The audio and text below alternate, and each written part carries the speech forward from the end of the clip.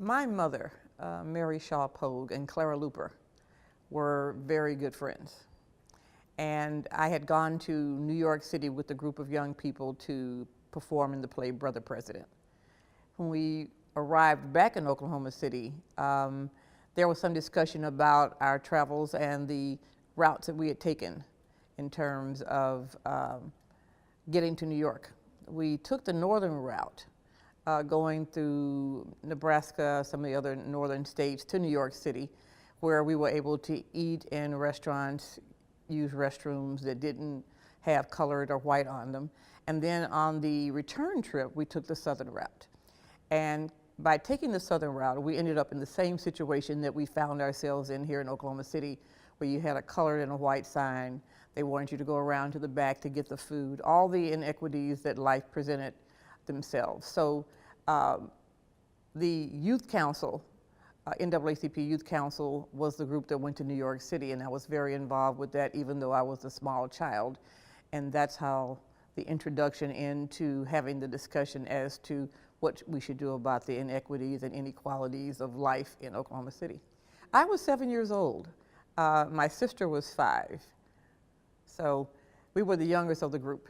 What happened was, after we decided to go into Katz drugstore, which was on August 19th, 1958, we continued to sit in as often as possible, and in our case, probably every day that there were sit-ins up until the time I was 14, when the Civil Rights Act was passed in 1964. So I sat in the whole time.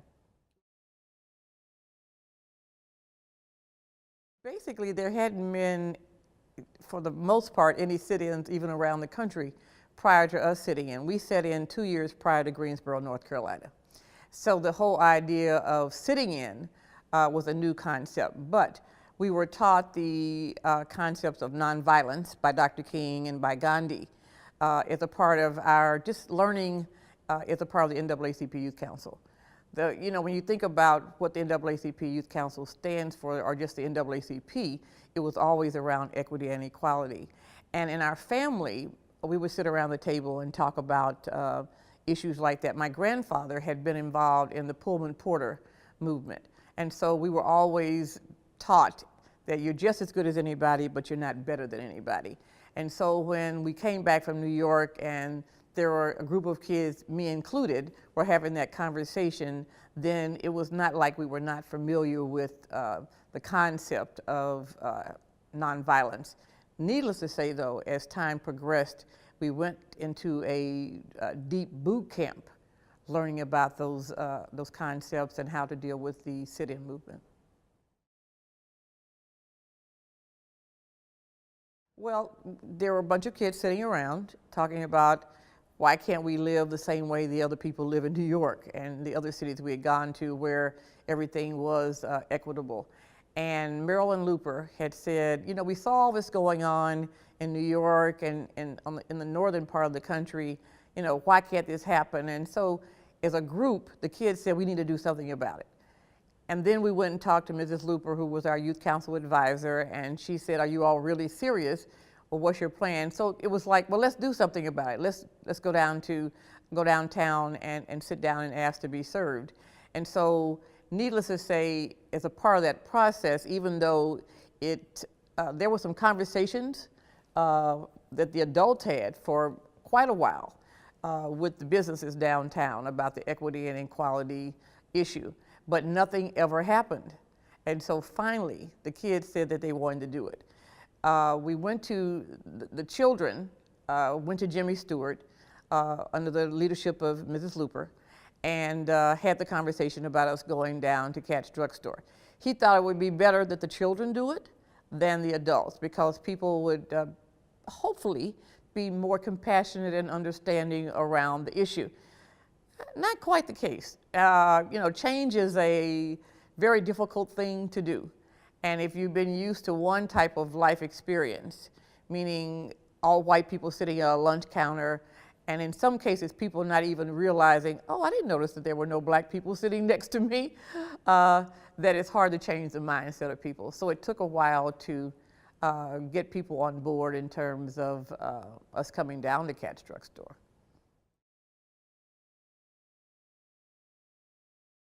That question has been asked several times of me.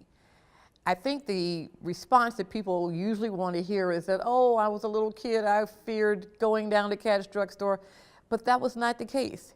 We had gone through some training, like I said before, because there had been a time gap, somewhat of a boot camp, learning about Dr. King and Gandhi's philosophy around nonviolence, being reminded that in order to get what needed to be done, meaning to change things, that we had to carry ourselves in a certain kind of way, and we had to present ourselves in a certain kind of way. And it was very important that there be some degree of integrity with ourselves, but also respect for others. And so the day that we went there and was sitting at the lunch counter, we respectfully asked for a hamburger and a Coke. And as I indicated before, the waitresses were not keen on that. And after some degree of frustration, called the manager over and said they're not going to leave, they're not going.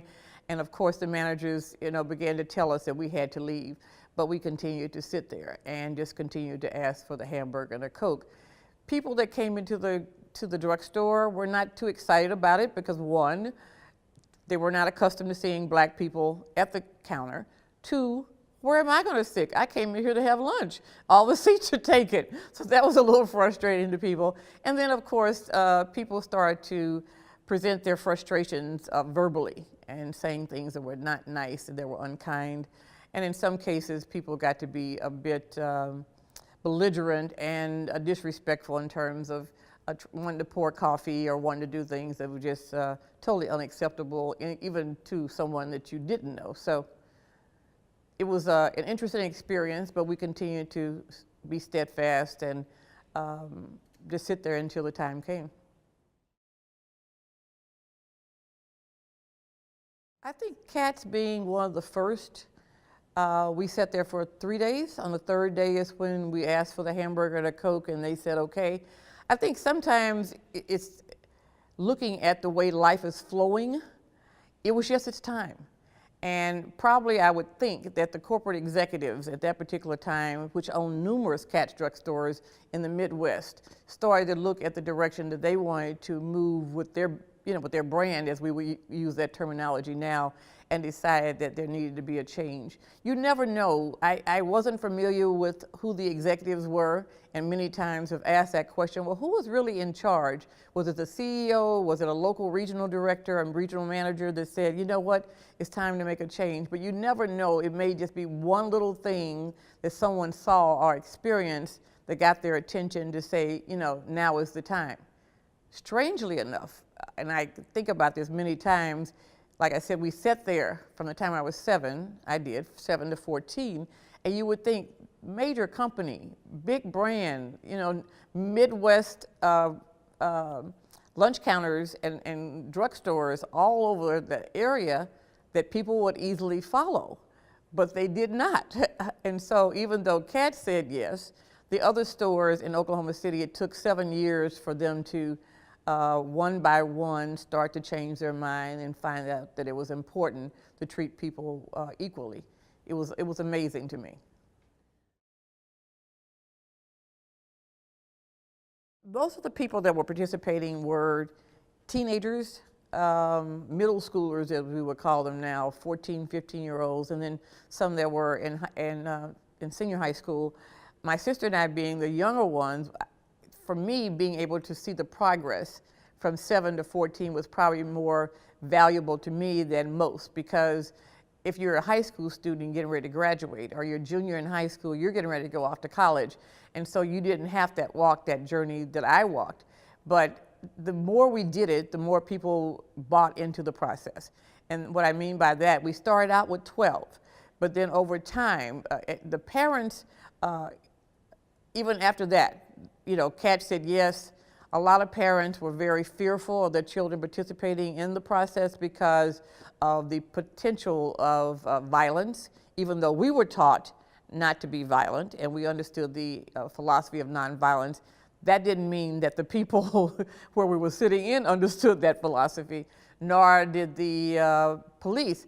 In the case of the police, however, there were conversations with Mrs. Luper and the police chief on a daily basis, so it was ultimately the goal to keep things very harmoniously.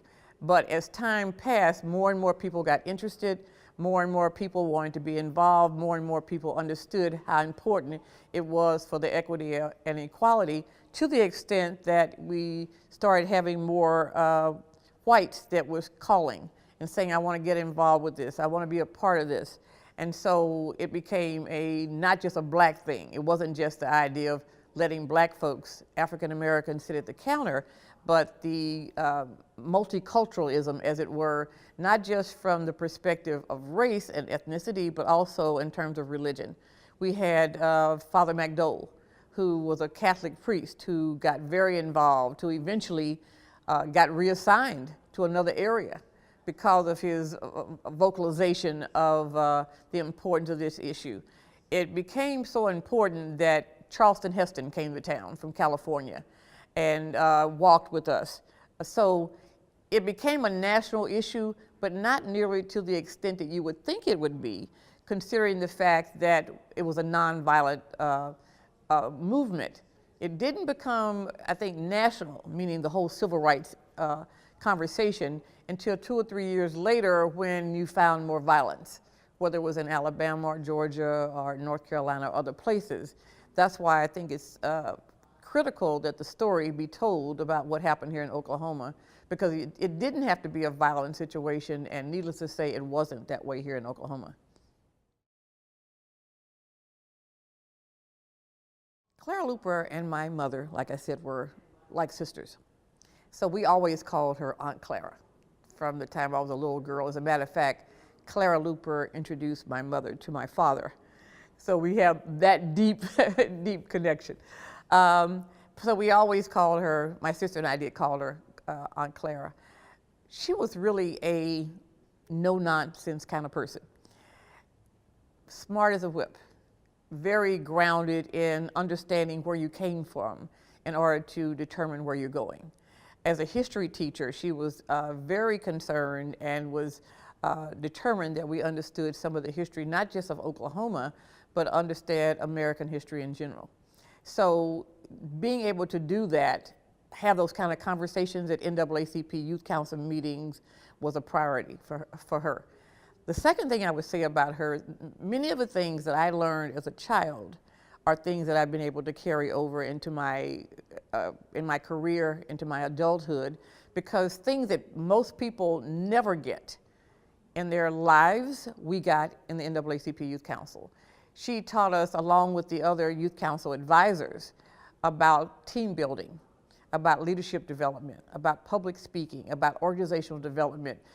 The travel that I got to do, the first time I was on a flight, I traveled with her, flew with her to Little Rock, Arkansas.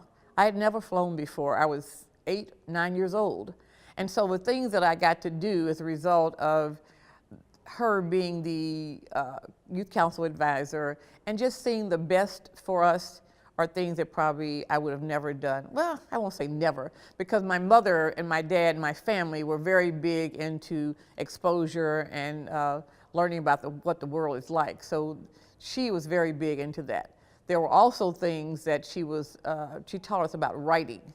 The English language was the foundation of really who she was. And so being able to write, speak well, being able to realize that you're responsible for yourself.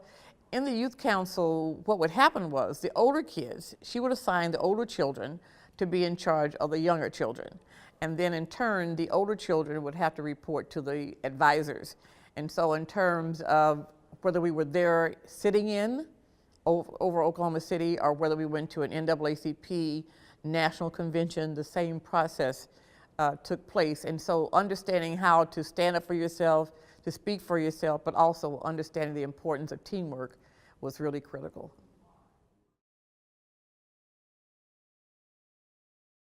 I think between being taught that I was just as good as anybody, but not better than anybody, and having grown up in a family where my grandfather used to talk to me about getting an education and how important that was in spite of the inequities of life. He always said to me, you know, get all the education you can get, that's one thing the white man can't take away from you. So when we, many years later, would hear the verbiage, knowledge is power, that was always the way that I believed and always the way that I conducted myself. Getting that kind of messaging at a young age, at 7, I think it laid the foundation for who I am today in terms of knowing that you're just as good as anybody, creating that voice for yourself, being responsible for your actions. All those are kind of things that people sometimes, many times, take for granted, I think. I don't take that for granted because I wasn't taught that way.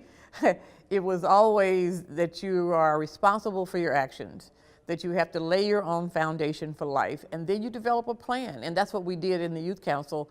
We came up with the idea that we wanted to make change, and then we developed a plan to create that change. And it just didn't stop at the sit-ins. I mean, many things happened here in Oklahoma City after that in terms of marches and other lobbying activities. And so I continued to do that kind of work in my own professional career in terms of being a voice, many times just for myself and for those that are disadvantaged, and sometimes helping to educate people. That was one of the other things that sometimes people don't realize, that there's an inequity. Because if you live in a certain kind of environment and you've been treated a certain kind of way all your life, you don't understand this better. And so part of my career has also been in training and development and public relations, where the messaging is empower, inspire, and educate. And that's probably, if I said, oh, what does she stand for? What's her brand? Those are the things that I would say that I feel like is my mission in this life, is to do that, is to empower someone and to encourage someone. Because there were a group of people, Clara Luper, my mother, my grandparents, and all those other adults who believed in me and have still believing in me, that made me and continue to make me who I am today.